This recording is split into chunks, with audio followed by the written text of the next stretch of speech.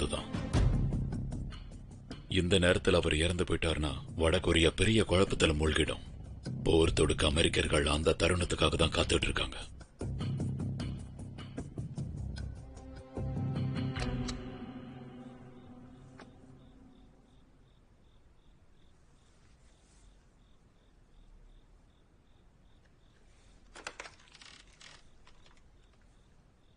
நான் சொல்றது கொஞ்சம் கேளு.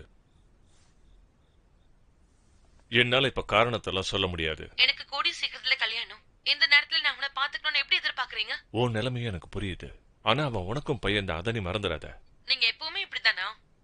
உங்க சைடு மட்டும் தான் நீங்க பாப்பீங்களா? உங்க சம்பந்தப்பட்ட எல்லாத்தையும் மறக்கணும்னு தான் இங்க வந்திருக்கேன், உங்களையும் பையனையும் சேர்த்து. சொன்னா புரிஞ்சுக்க. தயவு செஞ்சு என்ன தொல்லை பண்ணாதீங்க. இங்க பாருங்க, இனிமே எனக்கு போனே பண்ணாதீங்க.